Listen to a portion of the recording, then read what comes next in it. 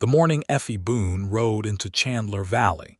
She was holding a baby on her hip and the burned remains of a land deed in her fist, and every single thing she owned in this world amounted to exactly those two possessions plus the sway-backed roan mare beneath her.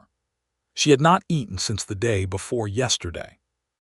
The baby, a girl of 7 months named Clara, had managed a little water from the canteen Effie had rationed with terrifying care across 40 miles of dry Colorado plateau.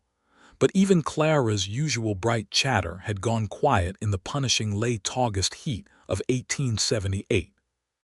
The mountains rose up ahead like a promise nobody had bothered to keep for Effie Boone in a very long time, and she pressed her cracked lips together and kept riding because there was no direction left on earth except forward. The deed in her fist was the kind of ruin that told its own story. The edges were black and curled, the center still legible enough to make out a description of land 160 acres along the eastern fork of the Cimarron River, along with a name. Her name. The deed had been registered in Pueblo just 4 months ago by her late husband, Thomas Boone, who had done the one generous thing of his married life, and filed that claim before a fever took him in June. Then Harlan Greer had come. Greer was the kind of man the West manufactured in ugly abundance in 1878, land-hungry, connected to the right county officials, and entirely comfortable with the particular violence of paperwork and intimidation. He had not shot anyone to take the Boone claim. He had simply waited until Thomas was in the ground, shown up at the soddy with 2 deputies and a county clerk who owed him favors, and explained to Effie that there had been an error in the original filing. Then one of his men had knocked a lantern into the wooden filing box where Effie kept her documents, and that had been that. Effie had grabbed Clara and run for the door and watched her house and her proof of ownership burn together. She had walked to Pueblo. She had gone to the land office. The sympathetic clerk there had told her, very quietly, that Greer had already filed a competing claim, and that without the original deed and without her husband alive to testify, things would be difficult. He had also told her under his breath that there was a man named Joel Chandler whose ranch occupied the valley just west of the Cimarron Fork, and that Joel Chandler was not a friend of Harlan Greer, and that Joel Chandler was the kind of man who knew every lawyer and judge in 3 counties and was not afraid to use that knowledge. Effie Boone had written the name Joel Chandler on a scrap of paper, tucked it into her bodice next to Clara's warmth, and started walking west. She had acquired the roan mare from a Methodist minister in a small town called Gable who had looked at her face and her baby and her burned deed and simply gone to his stable and saddled the horse without being asked.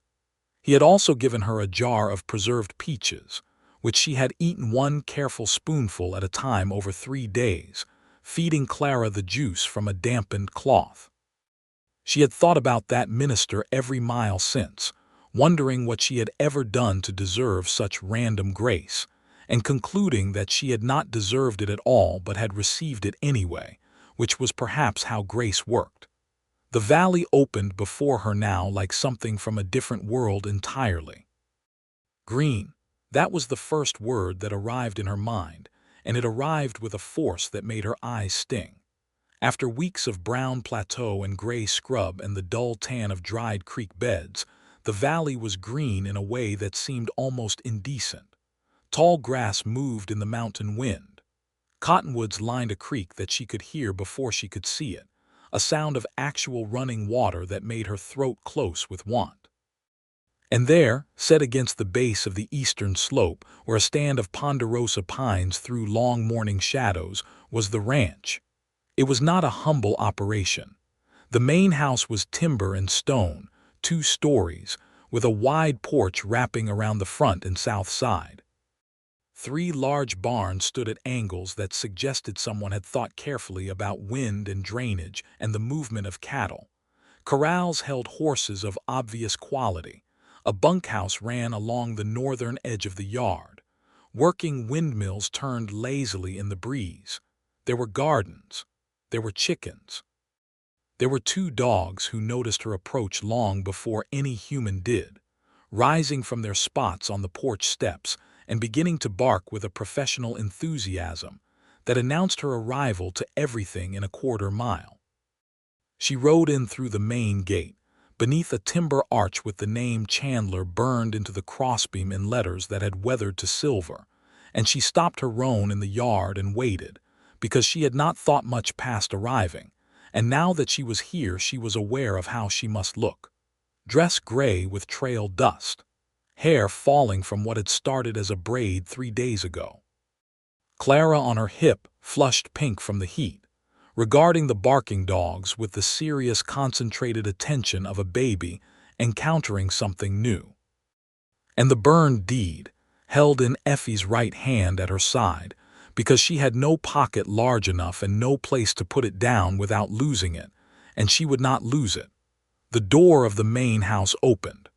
The man who stepped onto the porch was taller than she had expected, though she was not sure why she had formed any expectation at all.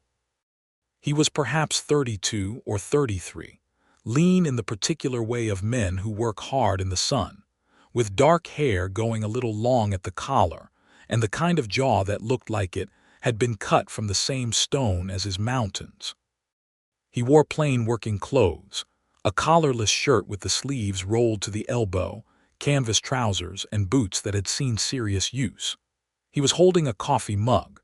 The scar ran from his left temple down across his cheekbone and ended near the corner of his mouth, a long-healed burn scar that pulled the skin slightly at the eye and gave his face a quality that was not quite symmetrical, a quality that some men might have tried to hide, and that this man clearly had no interest in hiding whatsoever. He looked at her with dark eyes that were direct without being unkind. He looked at her. He looked at Clara. He looked at the burned thing in her hand. He did not say anything for a moment, and she did not say anything, because she had used up a considerable portion of her words getting here, and she was waiting to find out what kind of man he actually was as opposed to what a whispered recommendation from a land clerk might suggest. "You have ridden a long way," he said finally. His voice was low and even a Colorado voice unhurried. "From the Cimarron Fork," she said, "by way of Pueblo and Gable." "That is a long way," he said again, and came down the porch steps. He spoke to the dogs without looking at them. "Enough, both of you," and they stopped barking and went back to their spots with the dignity of animals who had merely been doing their jobs. He stopped at the foot of the steps and looked up at her, and there was something in his face that was not pity exactly, which she was grateful for, because pity would have undone her. "I was told you might help me," Effie said, "with a land matter. My name is Effie Boone, and a man named Harlan Greer burned my deed and filed a competing claim on 160 acres that my late husband registered legally in Pueblo before he died. I have the burned deed as proof of its existence, though I know it will not hold up in court by itself. I was told you know people who might help me fight this." She stopped. Then she said, more quietly because it seemed important to be honest about her situation, "I have no money. I have the horse I am sitting on, the baby I am holding, and what is left of my land deed. I cannot offer you anything for helping me except the truth of what happened, and whatever work I can do to earn my keep while any legal matter is pursued." Joel Chandler looked at her for a long moment. Clara chose this moment to reach out and grab a handful of Effie's hair and pull it with cheerful determination, and Effie winced and carefully detached the baby's fingers and shifted her on her hip. And through all of this Joel Chandler's expression moved through something she could not quite read. "Both of you, come in," he said. He said it simply, without fanfare, without condition. He said it the way a person says a thing they have already decided and do not need to make a performance of. He turned and went back up the steps and held the door open, and Effie sat on her horse for just a moment longer, feeling the enormous and slightly terrifying weight of having been answered by the world for the first time in a very long while. She dismounted. It was harder than it should have been. Her legs were stiff from days of riding, and she stumbled slightly, catching herself on the stirrup. A ranch hand appeared from the direction of the barn, a young man with a red bandana around his neck, and Joel said, "Cato, would you see to her horse, please, water, and feed. And Kato nodded and took the roan's reins with the casual competence of someone who had cared for horses his entire life. Effie walked up the porch steps and through the door that Joel Chandler held open for her. The inside of the house was cool and smelled of pine and coffee and something baking, and it was so civilized and clean and real after weeks of sleeping under open sky that Effie's knees very nearly buckled. She did not let them. She stood in the entry hall with Clara on her hip and her burned deed in her hand and looked at the room: wood floors, a stone fireplace, shelves of actual books, a parlor table with a lamp, real chairs, and breathed. "Sit down before you fall down," Joel said, not unkindly. He was already moving toward the kitchen. "I will get you water and food. Then you can tell me the whole story." She sat. Clara immediately tried to slide off her lap and crawl away across the floor, and Effie caught her and held her, and Clara made a sound of profound indignation, and something about that ordinary noise of a baby being a baby in a safe, warm room made Effie's eyes go hot. She blinked hard. She was not going to cry in front of a stranger. She had not cried through any of it, not when Thomas died, not when Greer came, not when the house burned, not through 40 miles of walking and riding on an empty stomach with a baby in her arms. She was not going to start now. Joel came back with a glass of water, a cup of coffee, a plate of bread and cold roasted meat, and a small bowl of some kind of soft mashed food that he set on the floor with a spoon and looked at Clara with an expression of minor uncertainty. "I do not know what babies eat," he said. "I made that from sweet potato this morning. I can make something else if it is wrong." Effie stared at the bowl and then at him. "You made that this morning before I arrived." "I made it for myself," he said, with a quality in his voice that might have been humor. "I like sweet potato." She almost laughed. The almost laugh surprised her enough that she did laugh, a small and rusty thing that felt strange in her throat. Clara grabbed for the spoon with expert aggression, and Effie set her on the floor beside the bowl and let her work at it, and she ate the bread and meat herself with a discipline that kept her from eating it all in 30 seconds, because she knew better than to overwhelm an empty stomach.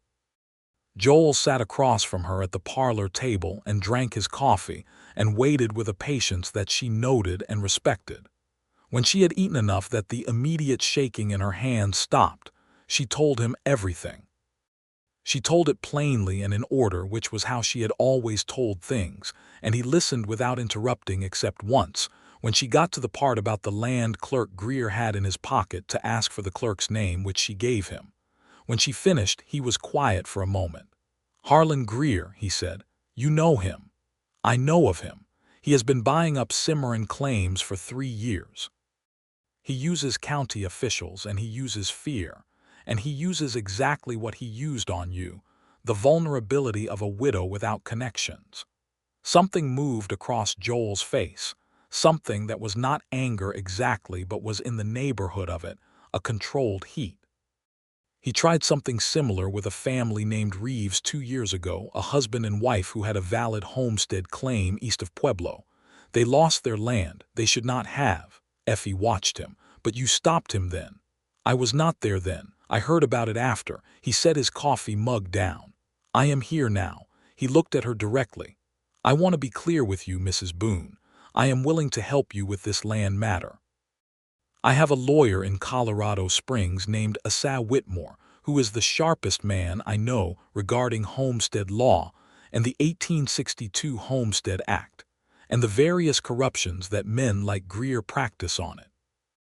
He will want to look at what remains of your deed, and he will want your full written testimony, and he will want the name of that clerk in Pueblo. The process will take time, likely several months. In the meantime, you and your daughter are welcome to stay here." "I told you I cannot pay." "I heard you," he said. "I am not asking you to pay." He seemed to consider how to continue. "This ranch runs on a crew of 7 men, and a cook named Mrs. Aldridge who is 70 years old and has been threatening to retire for 3 years. She needs help, particularly with the canning season coming, and with the heavy washing, and with other domestic work that she finds increasingly difficult. If you are willing to do that work, that is more than sufficient for your keep and your daughter's. Effie looked at him steadily. She was trying to find the angle, the cost that was not being stated.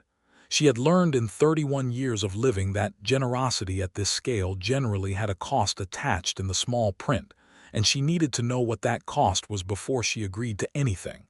"Why?" she asked. He did not pretend not to understand the question. "Because what Greer did to you is wrong," he said, "and because I have the means to help and I am choosing to use them. That is the whole of it."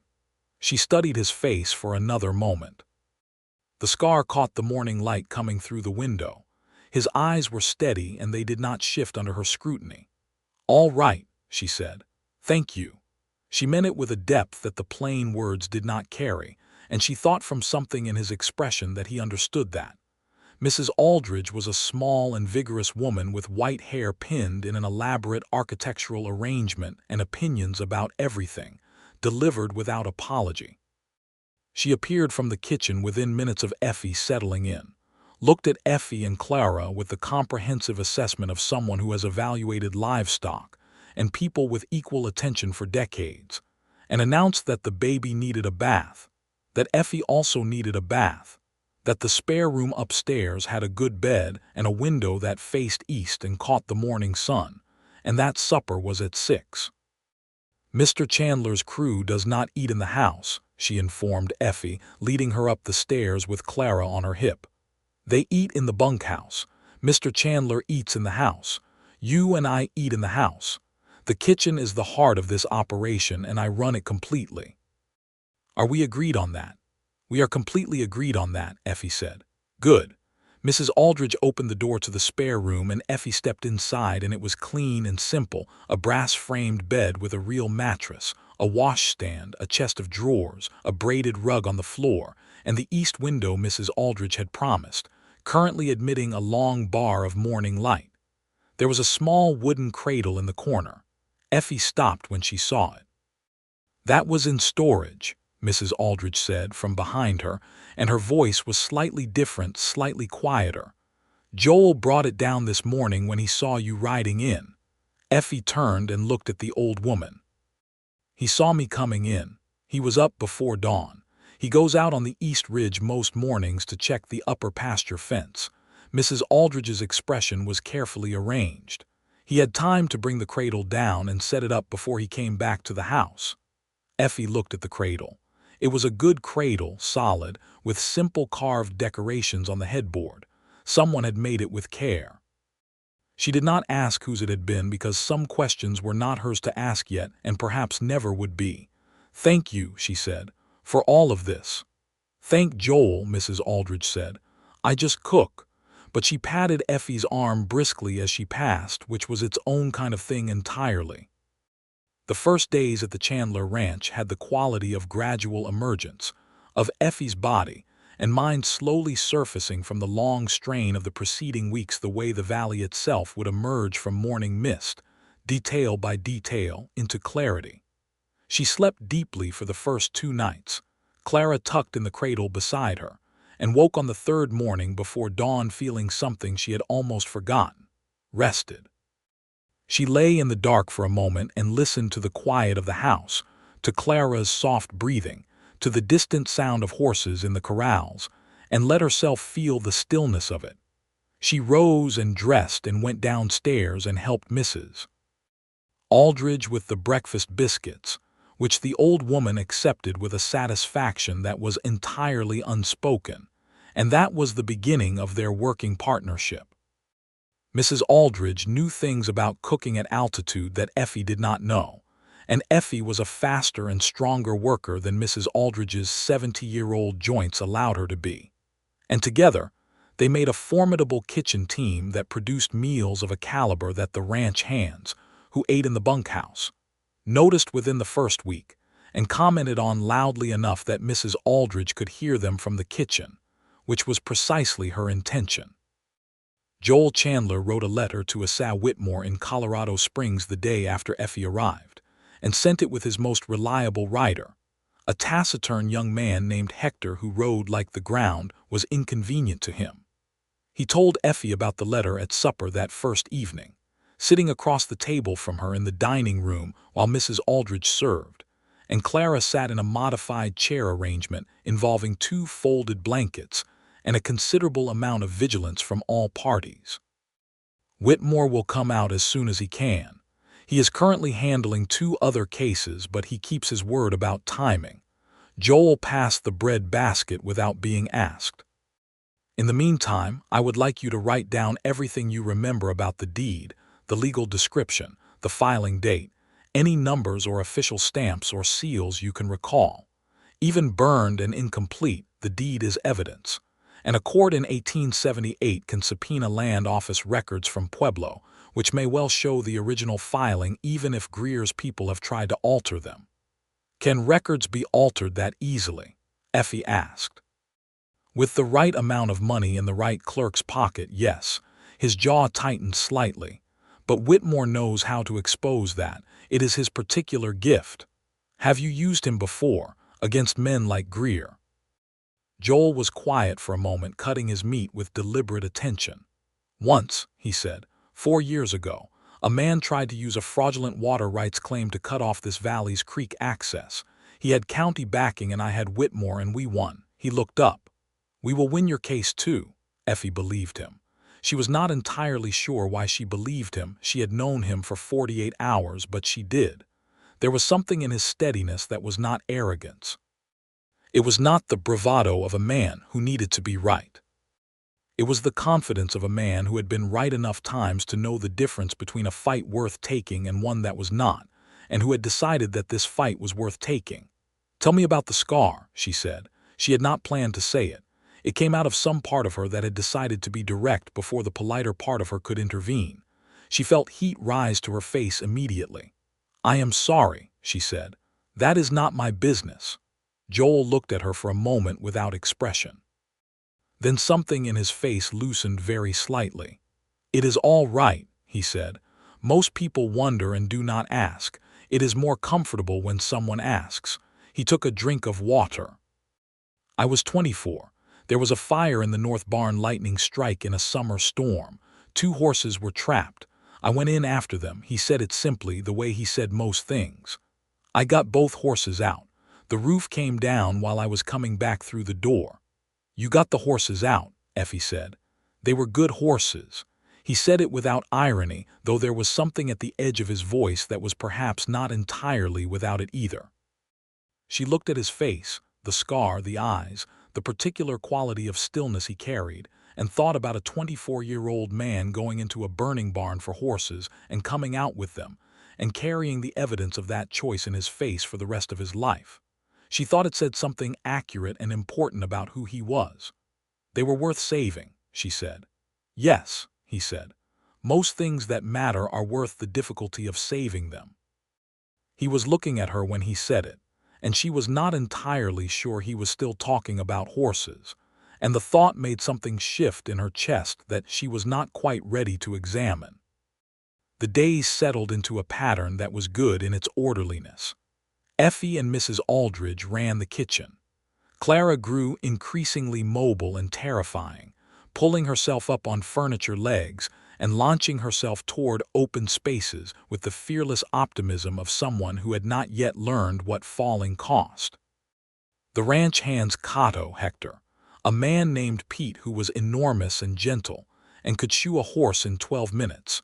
2 brothers named Dawes and Ellis Prine who argued constantly in a way that was clearly affectionate, and an older hand named Beaumont who had ridden cattle trails since before the war took to Clara, with an enthusiasm that amused Effie and touched her deeply. There was something about watching big, weathered men go completely soft in the presence of a baby that felt like the truest thing in the world. Joel she saw at breakfast, which they had come to take together in the kitchen in the informal way of a working household rather than the formal way of the dining room. He would come in from his morning ride and she would be already at work, and he would pour his own coffee and sit at the kitchen table and tell her what he had seen on the range that morning. A fence down in the north section, A cow heavy with a late calf, cloud patterns that suggested weather coming in off the mountains. And she would tell him what was happening in the kitchen and what Clara had done since dawn. And it was such an ordinary conversation that she sometimes caught herself in the middle of it and felt surprised by how natural it was. He was careful with her. She noticed that early, and it took her a while to understand what the carefulness was made of. It was not walking on eggshells. He was not a man who walked on eggshells. He was too direct for that. It was more that he was conscious of her situation with a precision that went beyond practical assistance. He did not talk about her late husband unless she brought Thomas up first. He did not offer unsolicited opinions about what she should do or how she should feel. He gave her space to be where she actually was rather than where it might be easier for him if she were. She asked him about it, one evening about 3 weeks after her arrival, when they were on the porch in the blue hour after supper, Clara asleep upstairs and the valley going golden and then purple in the late light. "You are very careful," she said, "not to push." He was leaning against the porch rail looking out at the valley. "Is that unwelcome?" "No," she said, "I am trying to understand it." He was quiet for a moment. "My mother was widowed when I was 11, he said. "My father died in a land dispute not unlike yours, though the violence was more direct in those days. Men on horseback rather than men with paperwork." He paused. She was left with this ranch and 3 children, and a great number of well-meaning neighbors who had very strong opinions about what she needed and how she ought to proceed. She found it exhausting. What did she do? She told them all to go home and ran the ranch herself for 6 years until I was old enough to take the major weight of it. She was the most capable person I have ever known. He said it with a straightforwardness that was also tenderness. She died 8 years ago. I still ask myself sometimes what she would think about a decision I am making. Effie thought about that. What would she think about taking me in? He looked at her then, and the evening light was doing something interesting to the scar and to his eyes, and she felt the shift in the quality of his attention. "She would approve," he said. "She always thought I was too much alone out here." The words sat between them in the warm evening air, and neither of them moved for a long moment. "I'm not sure I am in a position to," Effie began. "I'm not asking you to be in any position at all," he said quietly. "I said it because it was true, and because I am trying, as you noted, not to push." The corner of his mouth moved. "But I will also not pretend that I do not enjoy your company, because pretending otherwise would be dishonest, and I dislike dishonesty more than I dislike most things." Effie looked out at the valley. The creek was catching the last of the light below the cottonwoods, bright threads of it in the darkening grass. "I enjoy your company too," she said. It was not everything that was in her to say, but it was true, and true was where she chose to start. Asa Whitmore arrived in the 2nd week of September, when the aspens on the upper slopes had begun their gold turn, and the mornings carried the first edge of autumn cold. He came in a good buggy with a leather case full of documents and the alert, compact energy of a man who thought very quickly and preferred to be moving while he did it. He was perhaps 40. With spectacles he kept pushing up his nose and a Boston accent that had been slightly worn down by 15 years in Colorado. He spread Effie's burned deed on the parlor table and studied it for a long time with a magnifying glass and then looked up at her over his spectacles. "The legal description is still largely legible," he said. "Eastern fork of the Cimarron, 160 acres, meets and bounds beginning at a stone cairn at the north bend." He looked at the deed again. "The filing date is partially visible June, 1878. And the county seal, though burned, left an impression on the paper beneath it that is recoverable." He set down the magnifying glass. "This is better than I expected." "Is it enough?" Effie asked. "In combination with the Pueblo Land Office records, potentially yes." He pulled out a sheaf of notes.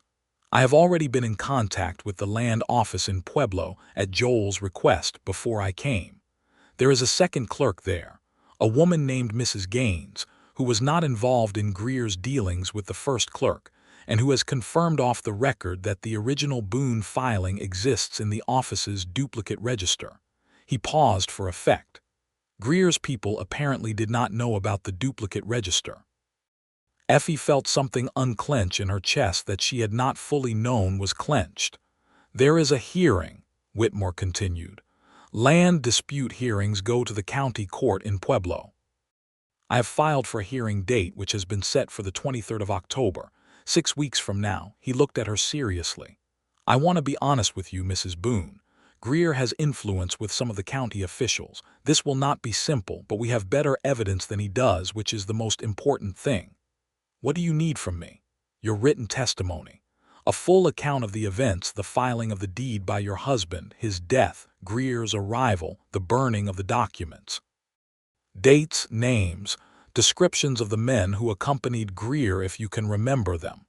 He handed her a sheaf of blank paper and a pencil. "I also need you to tell me whether there were any witnesses to the original filing," Effie thought. "Thomas's brother Ned was with him in Pueblo when he filed. He lives in Trinidad now. Can he be reached?" "I believe so." Whitmore looked at Joel. "A rider to Trinidad." "Hector can go tomorrow," Joel said. It was the way things worked between them, Effie noticed. Without fanfare, without negotiation. Joel saw what needed to happen and he made it happen, not by commanding but by doing. Hector would go to Trinidad. A letter would go with Hector for Ned Boone. Ned, who had liked Thomas's wife well enough and had his own reasons to dislike the manner of his brother's dispossession, would come. And the case would be better for it. The 6 weeks before the hearing were not idle weeks. Effie wrote her testimony. She wrote it 3 times, each version more precise than the last, until every date she was certain of was specified and every detail she was less certain of was qualified honestly. Whitmore read each version and made marginal notes and sent it back with questions, and she answered the questions in a 4th draft that Whitmore called excellent and that she found grimly satisfying to have produced. Ned Boone arrived from Trinidad in the 3rd week of September, a stocky, kind-faced man of 35 who looked nothing like Thomas except around the eyes, and who held Clara for an extended period on the day he arrived, his broad face going through things that he did not try to articulate and did not need to. He had the deed filing date memorized. He had been present. He remembered the clerk's name and the stamp used on the document and the specific language of the legal description. He would testify. Joel was at the center of all of it. He was at the periphery of none of it. He rode to Pueblo himself in the 1st week of October to speak with Mrs. Gaines at the land office, taking Whitmore with him, and came back 3 days later with the confirmed duplicate register entry and an affidavit from Mrs. Gaines, and a quality of focused satisfaction that he wore the way other men wore victory, quietly. The evening he came back, Effie was waiting on the porch. She told herself she was not waiting. She was simply taking the evening air, which was sharp and good and smelled of pine and distant snow. But she was waiting, and when she heard his horse in the lower pasture, she felt the tension in her shoulders release in a way that told her something honest about herself. He came up the path and stopped when he saw her on the steps, and a slow, real smile crossed his face, the scar pulling slightly with it, and it was the fullest smile she had seen from him, and it was unreserved, and she felt it like a stone dropping into still water, the ripples moving outward. "We have it," he said. "Mrs. Gaines. Signed and witnessed. The duplicate register shows the Boone filing as valid and prior to any Greer competing claim." He came up the steps. He was close enough that she could see the road dust on his coat and the weariness and the satisfaction behind his eyes. "Whitmore says it is a strong case now. Not certain. Nothing is certain but strong." "I do not know how to thank you," she said. The words felt inadequate in the way that all words feel inadequate for the things that actually matter. "You do not need to thank me," he said. But he was still looking at her in that direct, unhurried way, and the evening was cold now and the first stars were out over the valley, and she was very aware of how close he was standing and of the quality of the silence between them. "Joel," she said. "Effie," he said, and his voice was different, lower, quieter. carrying something that it had been carrying for weeks but had not said out loud until his voice said her name that particular way. She reached up and touched his face. She did it before she thought it through, and her hand rested for a moment on the unscarred side of his jaw, and then she turned her hand and let her fingers trace very lightly along the scar itself, and she felt him go very still, not with resistance but with the stillness of a man receiving something he had not expected and had perhaps stopped expecting. "Does it hurt?" she asked. "Not any more," he said. "It did for a long time." She let her hand fall. They were both breathing carefully. "I am not finished being afraid," she said. "Of things, of trusting.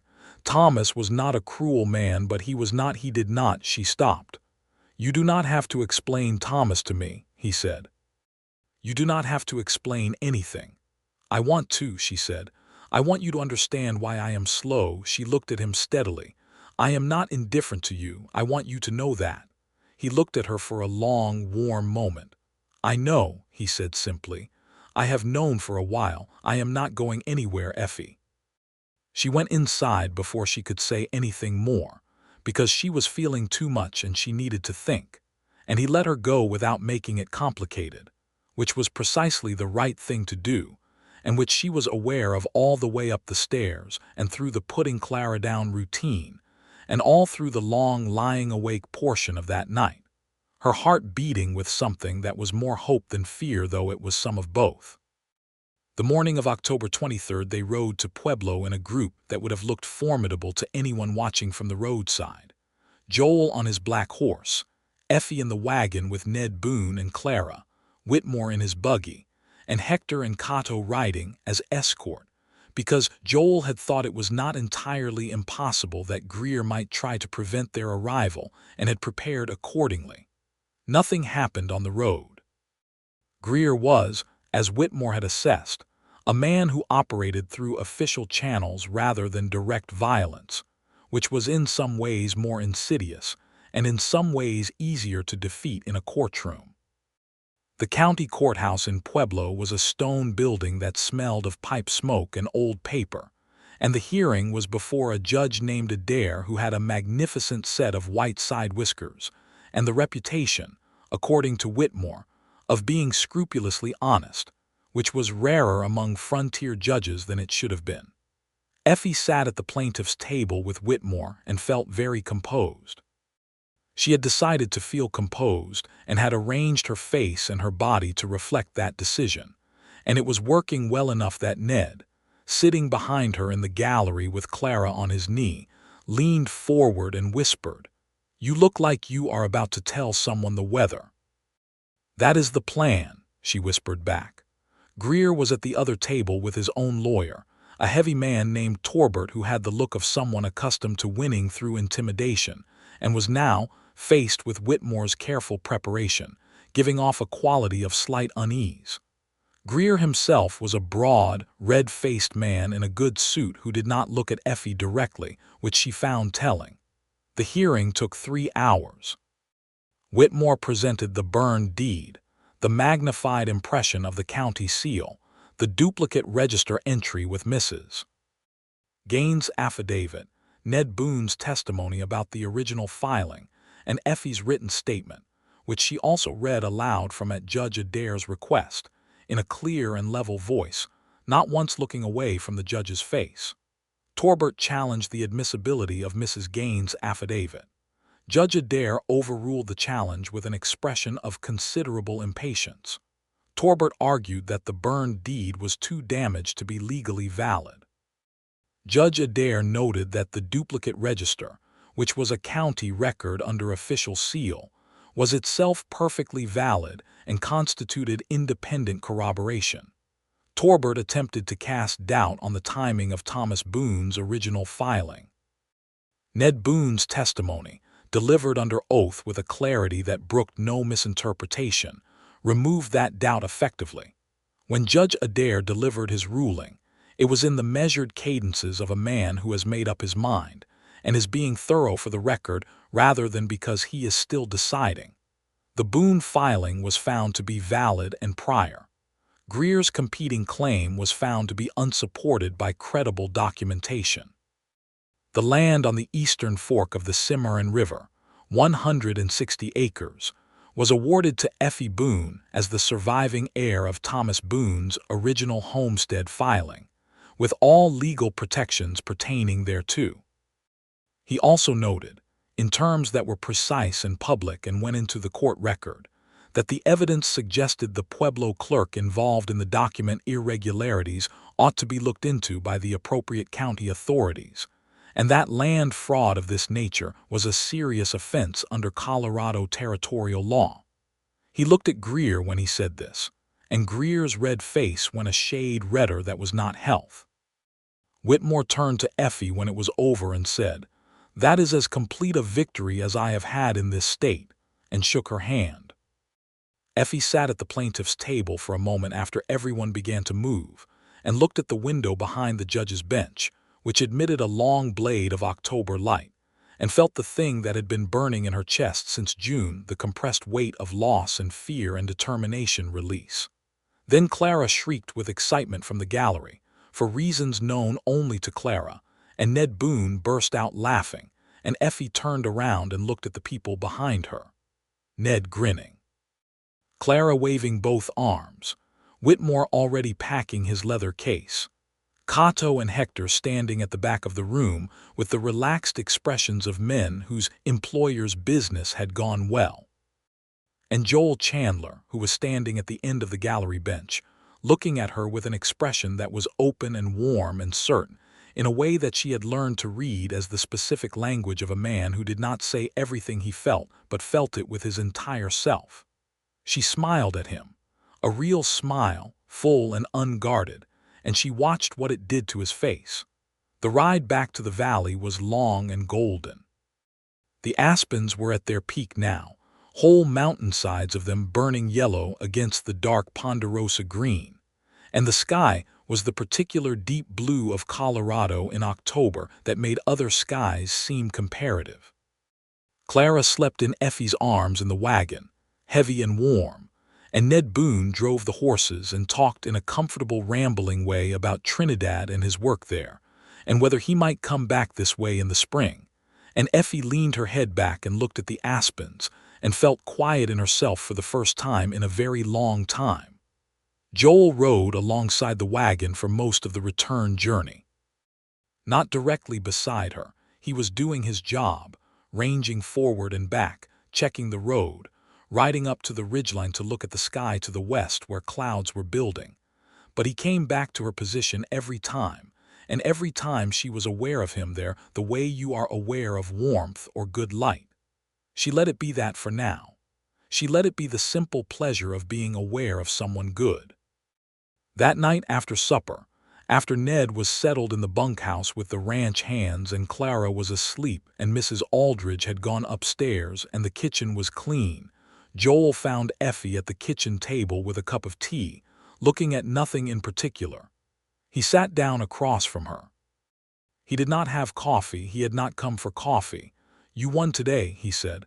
"We won today," she said. "Your land is yours." "Yes," she looked at him. "I have been thinking about that, about what comes next." "What does come next?" he asked carefully. She turned the teacup in her hands. The lamp between them was the only light and it was warm and low. "I have 160 acres with a burned soddy on it and no money for rebuilding and no crew and no livestock, and it is October, which is not the ideal moment to begin a homesteading operation alone with an infant." "No," he said, "it is not." "I have also been thinking," she continued, and her voice was very steady, which cost her something to maintain, "that I do not particularly want to go back to those 160 acres. Not because I am afraid of Greer. I believe Judge Adair has made Greer's situation sufficiently uncomfortable that he will not trouble me again. But because—" she stopped. "Because," he said, his voice was quiet and careful. "Because this valley is where I want to be," she said. "Because this house is where I want to be. Because you are where I want to be." She looked at him directly, the way she had delivered her testimony that morning, without looking away. "I am telling you that because you told me you dislike dishonesty, and because I am not in the habit of being dishonest, and because you have been patient with me and you deserve to know." Joel Chandler was very still for a moment. The lamp flickered in a small draft. "I need to tell you something," he said. His voice was lower now. "All right. I was not entirely without interest the morning you rode into this yard," he said. "I had seen you coming for half an hour from the ridge. You were riding that roan like you were daring it to fail you. You had a baby on your hip and something in your hand, and you sat that horse with the straightest back I have ever seen on someone who was clearly running on nothing." He paused. "I thought, before you got close enough for me to see your face clearly, I want to know who that is. And when I came down from the ridge and came back to the house, and then you rode in through the gate, I thought, I want her to stay." Effie felt the words settle into her like heat into cold ground. "And then I thought," he continued, "that you had a burned deed and a dead husband and a baby and 40 miles of difficult road behind you, and that the absolute last thing you needed was a scarred rancher with intentions, and so I tried to be useful instead." "You were very useful," she said softly. "I was trying to be good," he said. "Not useful. There is a difference." She reached across the table and put her hand over his, and he turned his hand beneath hers and held it. "Joel," she said. "Yes," he said, "I would like to stay." He brought her hand to his lips and pressed them to her knuckles, and it was a courtly gesture that was also sincere and warm and entirely him, and she felt it everywhere. "Then stay," he said. "Both of you." The echo of his first words to her, "both of you, come in," was not accidental, she was certain, and the recognition of it sat in her chest like a small bright flame. The winter came in off the mountains properly in November, the first snow falling on a Tuesday and staying, and the valley went white and blue, and the creek ran dark between snow-covered banks. Chandler Valley in winter was, Effie discovered, its own particular education. The cold was genuine and required respect. The work did not stop because of it. Cattle still needed tending, horses still needed care, fences still needed checking, the household still needed running. It simply shifted in character. More time indoors, more fire building, more of the heavy preserved food cooking that Effie had always found satisfying, the long, slow work of stews and bread, and the management of the root cellar. She and Joel settled into a closeness that was different from those first careful weeks. The carefulness remained, it was part of his character, and she did not want it removed, but it had softened into something easier, something that did not require quite so much deliberate maintenance of distance. He came in from the cold and accepted the cup of coffee she handed him without making a ceremony of it. She asked his opinion on practical decisions and gave her own on his. They sat in the evenings by the fire and read, or she mended and he did accounts, or they talked. They were, she had come to understand, very well matched in the territory of conversation, which was not always the case between people. He was teaching her the valley. On the rare bright winter days when going out was pleasant rather than punishing, he took her on the horse she riding her own now, a sturdy bay he had added to the remuda for her use, and showed her the upper pastures and the spring-fed ponds that did not freeze and the places where the deer came in the early morning, and the ridgeline that caught the first light, and from which you could see, on a clear day, a sweep of mountain that stopped the heart. "You love this place very much," she said, one afternoon on the eastern ridge, the valley spread below them in its winter white. "I was born here," he said. "My father built the first structure, a 2-room cabin, and my mother helped him raise the walls. I grew up knowing every acre of this land. It is not separate from me in the way that property can be separate from a person." He looked across the valley. "I could not live anywhere else. I want you to know that because it is important." She understood what he was saying beneath the words. He was asking her, carefully, whether she could make her life in a place that was already so completely shaped by another person's devotion. He was not asking her to give up anything of herself. She knew him well enough by now to know that, but he was being honest about the terms of his own heart. "I grew up moving," she said. "My father was a failed prospector.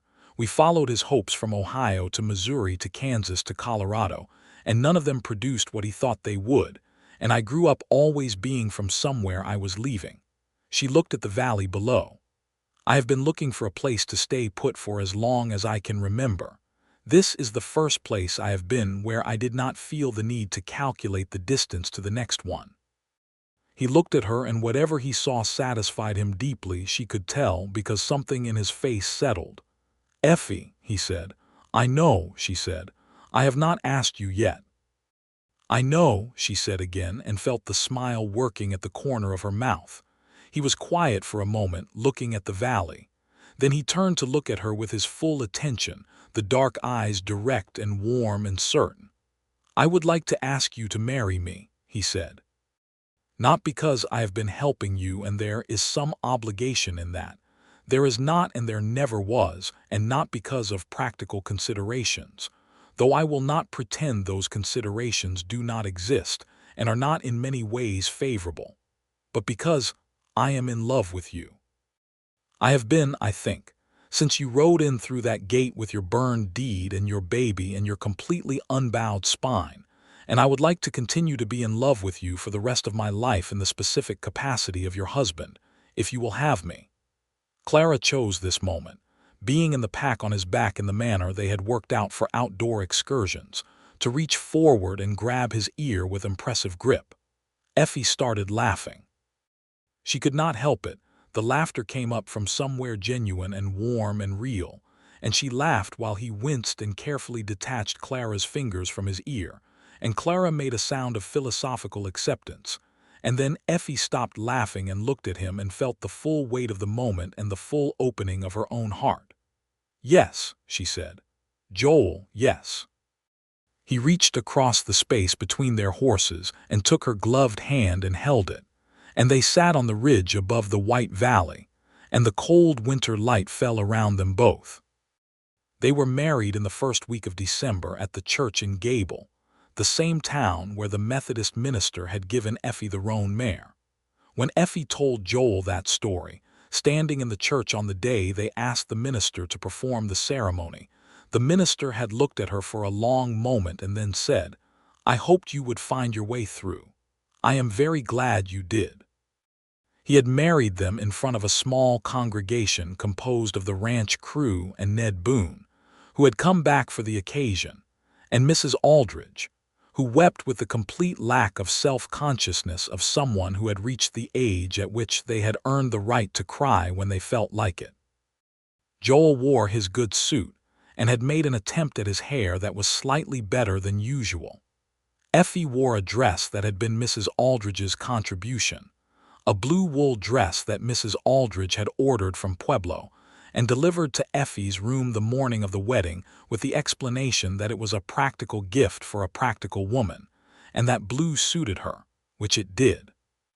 Clara wore a white dress that she immediately attempted to pull off over her head, and spent the ceremony alternating between intense study of the minister's face and determined investigation of the inside of Effie's gloves.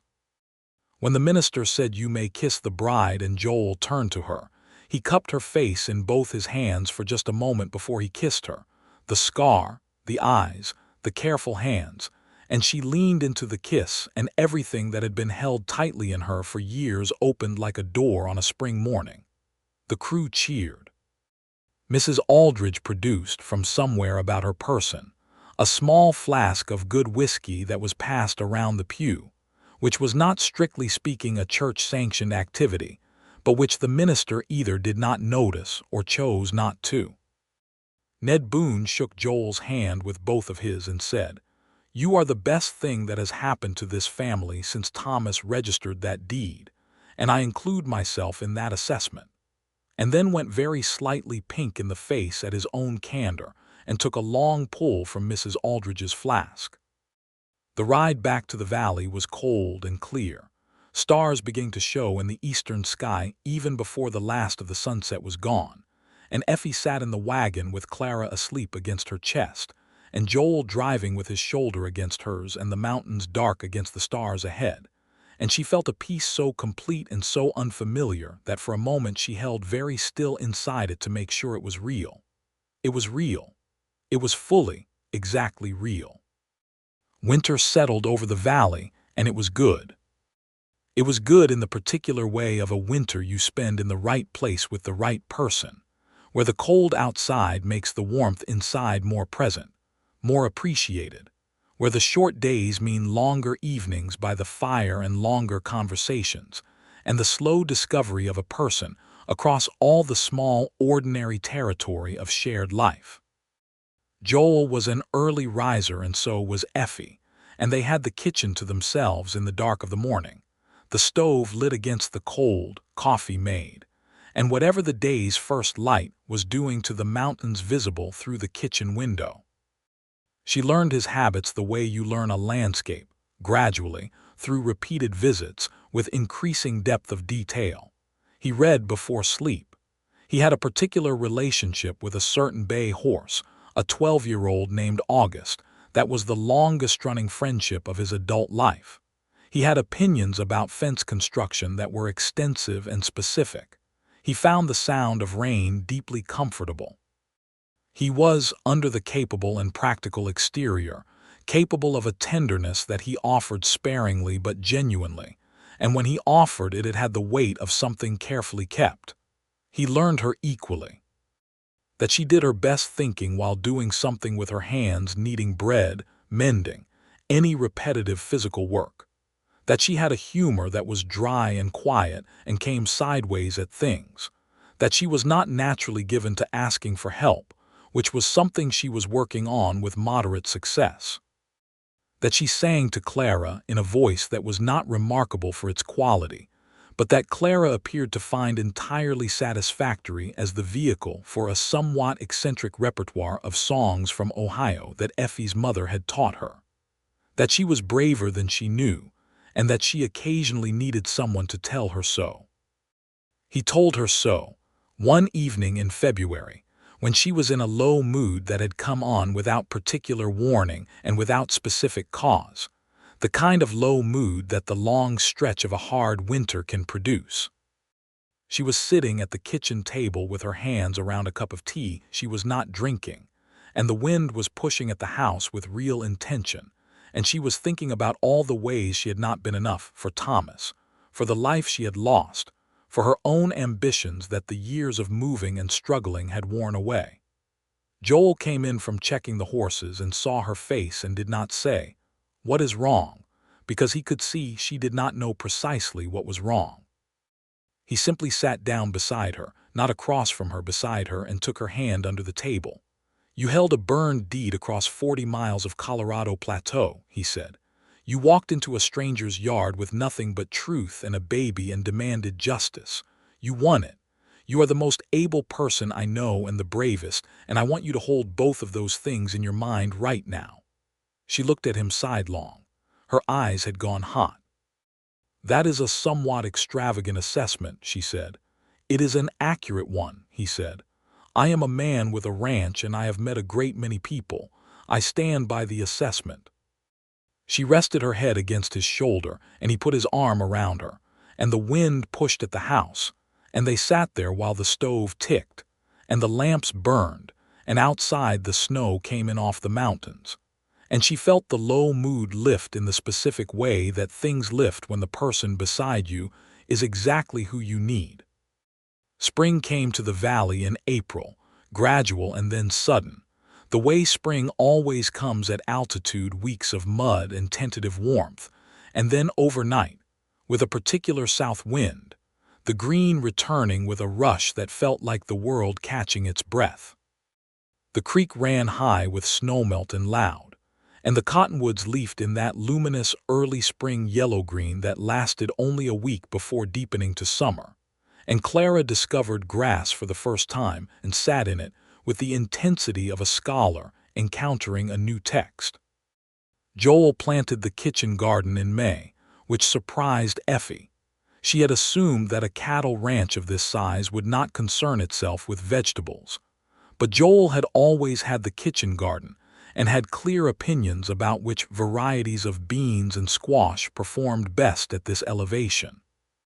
She joined him in the planting, and they worked the rows together in the late afternoon light, which was one of those activities that permits silence without requiring it, and he told her about his mother's garden, and she told him about the small garden her mother had kept through all the moving, a constant of her childhood, the same seeds carried from Ohio to Kansas to Colorado in a cloth bag. Continuity, he said, pressing a bean seed into the turned earth. Yes, she said. Exactly that. In June, Effie told Joel she was pregnant. She told him at the kitchen table over breakfast, because the kitchen table was where the important conversations of their life together seemed to naturally locate themselves. She told him simply, watching his face. He was quiet for a moment that felt very full. Then he looked up from his coffee and his face was doing something she had not seen before, a kind of open joy that he was not trying to arrange into composure, that was simply there. Yes, he said, as if he needed to confirm it was real. Yes, she said.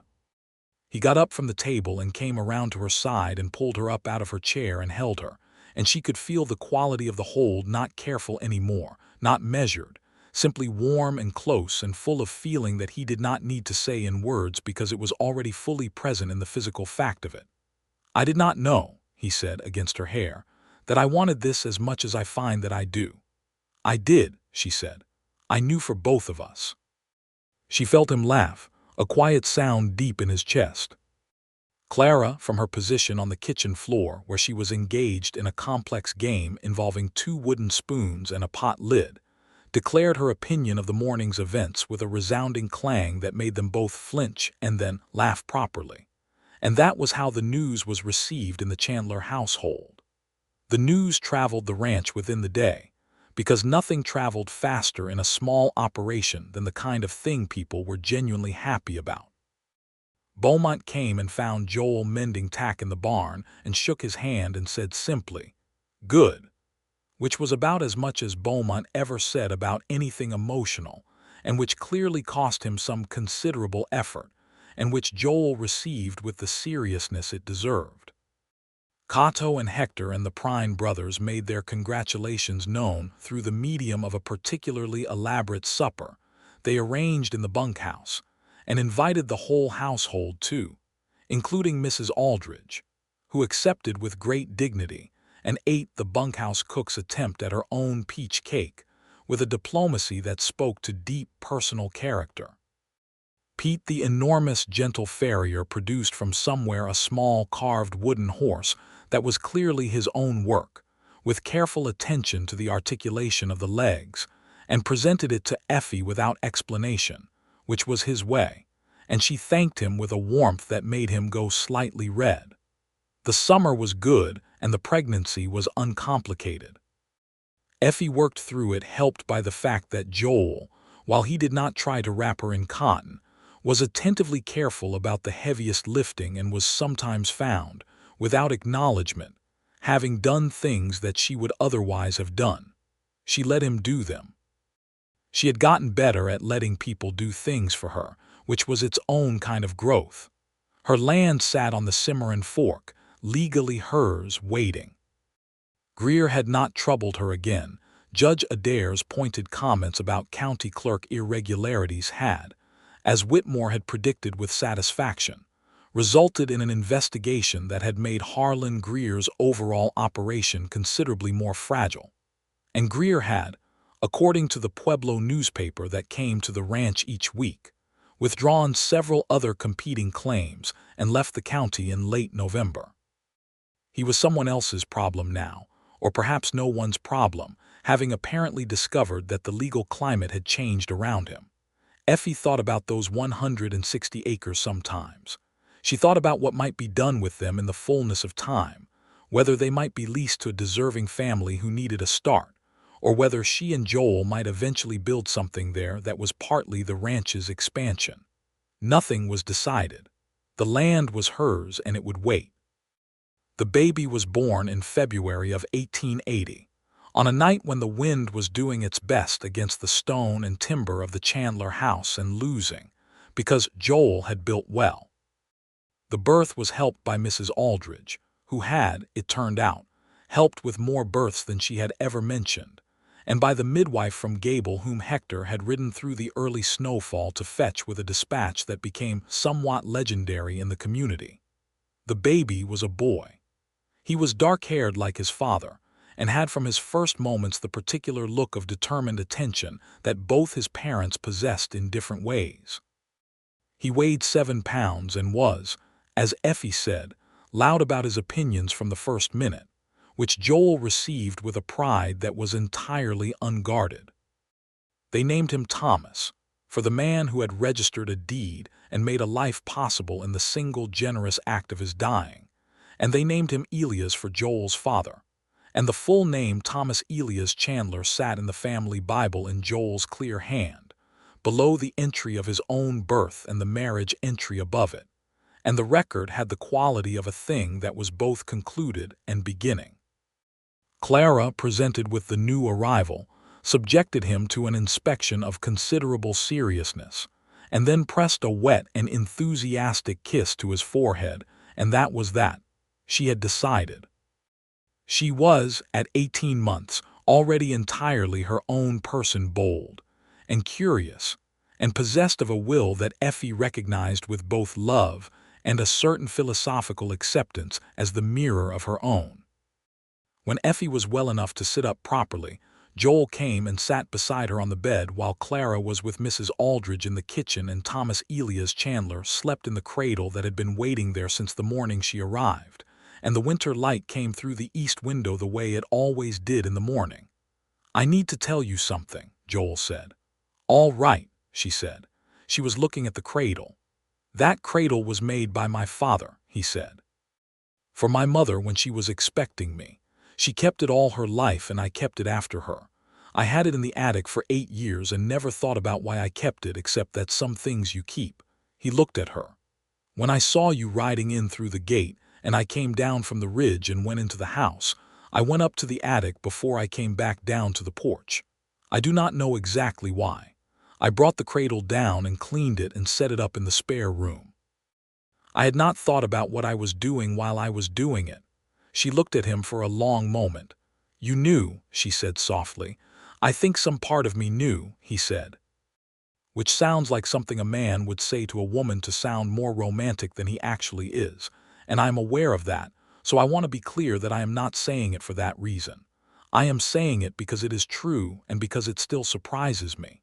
She reached for his hand and he gave it to her, and they both looked at the cradle where his father had made room and his child was sleeping. "I am grateful," she said, "for every single thing that had to happen to get me here. The deed and the fire and Thomas dying and Greer coming and the walking and the roan horse from the minister, all of it, because the end of it was this."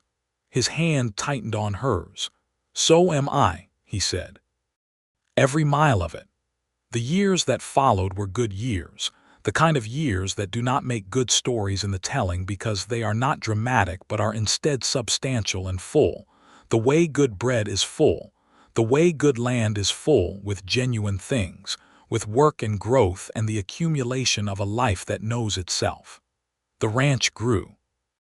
Joel expanded the cattle operation in the summer of 1880 with the addition of 200 head from a sale in Bent County, and Cato, who had been riding for Joel since he was 18, and who was now 24 and the most reliable of the crew, was given the head foreman position, and accepted it with a quiet competence that immediately justified the decision.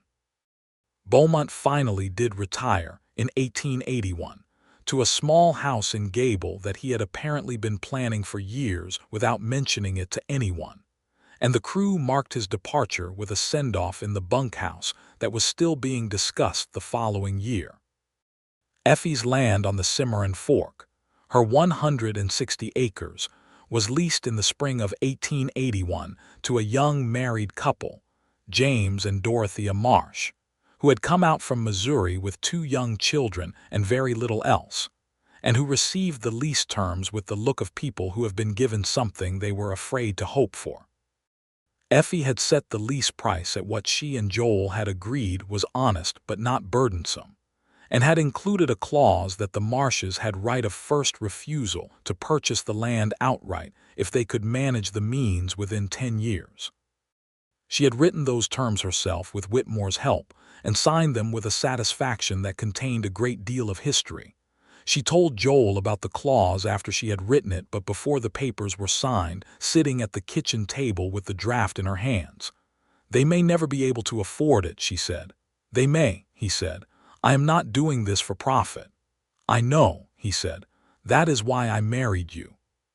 Clara started school in the fall of 1882, riding the 5 miles to Gable 3 mornings a week on a small and patient pony that Joel had selected for the purpose with the care he brought to all significant decisions. She was 5 years old and deeply opinionated about the whole enterprise, particularly about the pace of the pony, which she found insufficiently urgent. She had Effie's directness and Joel's steadiness and some quality from somewhere that was purely herself. And she was, the teacher at the Gable school reported, very bright and somewhat challenging to keep engaged, which Effie received as exactly the mixed assessment she had expected.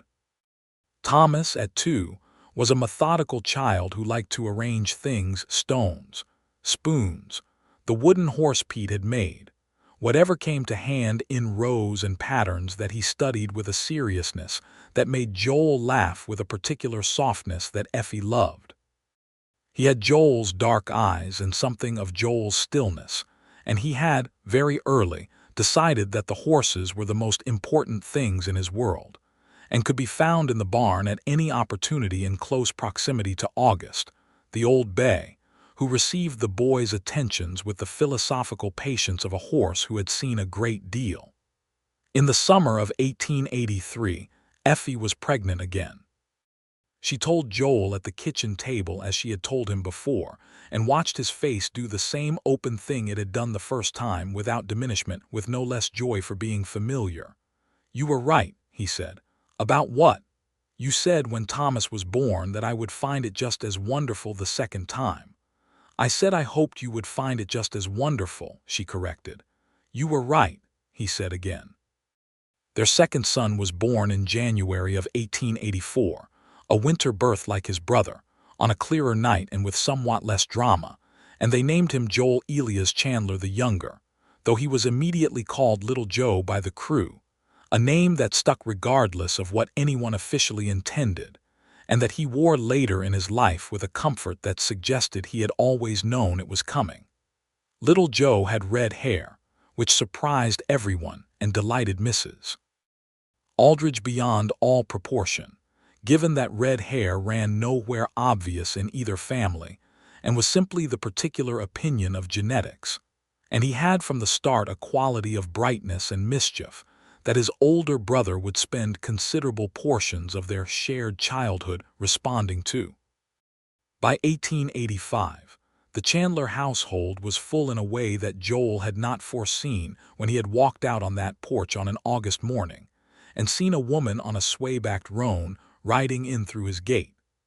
Mrs. Aldridge, who had threatened retirement for years, had instead simply integrated herself so completely into the household that retirement seemed to apply to other people. She was 80 now, moving a little slower, but she still ran the kitchen with undiminished conviction and had simply accepted Effie's help as part of the natural order of things. She had also, in a development that nobody had anticipated, begun teaching Clara to bake with a rigor that Clara initially resisted, and then, once she understood that the learning gave her power, embraced with full commitment. The ranch hands changed as ranch hands do, some moving on and others arriving, but Cato stayed and Hector stayed and Pete stayed, and the bones of the operation remained what they had always been: solid, carefully managed, grounded in the particular patience of a man who had learned his land over a lifetime and passed that knowledge into everything he built.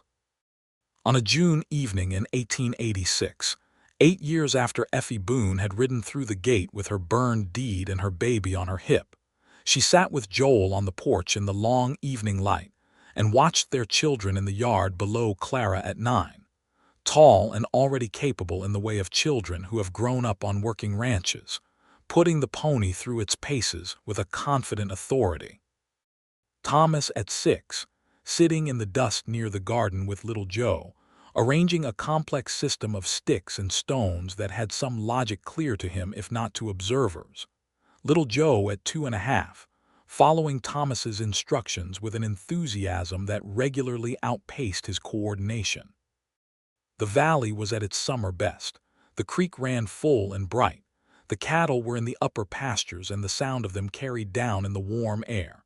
The mountains were blue and sharp against the late sky, the snow still on the highest peaks even in June. Joel had his arm around her on the porch swing, and they were moving in the slow, easy swing of people who have sat in this spot many times and know its rhythms. "Do you remember," Effie said, "when you told me both of you come in?" "Yes," he said. "I thought I was asking for shelter," she said. "I thought that was the most I could hope for. Shelter for Clara and a chance to fight for what was mine." She was quiet for a moment. "I did not know that shelter would turn into this." Joel looked at her, the scar and the dark eyes and the face she knew as well as her own now, better in some ways because she had watched it across every season and every light. "This is what shelter becomes," he said, "when it is the right place and the right people." She leaned her head against his shoulder, and they watched their children in the warm evening of their valley, and the aspens above them caught the last of the sun, and went gold the way they did every June and every October, reliable as breathing, the simple, extraordinary continuity of a life built carefully in the right place with the right person. And the burned deed, the one she had ridden in with, the one that had started all of it, sat in a frame on the parlor wall, between the photograph taken at their wedding and the marriage entry in the family Bible. Joel had had it framed himself, the charred remains with their partially legible text, and hung it there not long after their wedding. "It is ugly," Effie had said the first time she saw it on the wall. "It is important," he had said. She looked at it differently now. She looked at it and saw the thing it actually was, not the loss and the fear and the burning, but the proof of what she had come through. The record of the morning she had gathered what was left of everything and ridden toward a valley she had never seen, toward a name on a scrap of paper, toward a door that might or might not open. It had opened. "Both of you come in." She had come in and she had stayed, and this was where she was, in the valley, on the porch, with the man she loved and the children who were theirs, watching the last of the evening light move across the mountains, and listening to Clara's competent commands to the pony and Thomas's meticulous explanations to his small brother, and the creek running over its stones and the cottonwoods stirring in the evening wind. This was the whole of it. This was what the burned deed had cost and what it had bought. This was what you find when you do not stop. Later, after the children were in bed and Mrs. Aldridge's lamp was out and the house was quiet around them, Joel and Effie sat together in the front room with the lamp burning low between them, and she had her book open on her lap and was not reading it, and he had his coffee grown cold at his elbow and was watching her with the expression she had learned was his most habitual one in her presence, warm, direct, entirely uncomplicated. "What are you looking at?" she said. "You," he said, without any self-consciousness at all.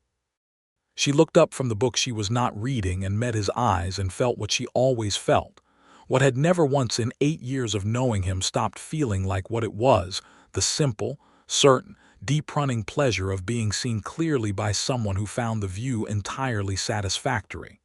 "Joel Chandler," she said. "Effie Chandler," he said. And that was that, and that was everything, and in the Chandler Valley in the summer of 1886, with the mountains standing guard in the dark and the creek running below the cottonwoods, and the children sleeping in the house their father had built, everything was exactly what it should be, and nothing was left unfinished, and nothing was left unsaid. And the story that had begun with a burned deed and a baby on a hip and an open door was not ending, because it was not the kind of story that ends. It was the kind that continues, season into season, year into year, in all the ordinary and extraordinary abundance of a life built right.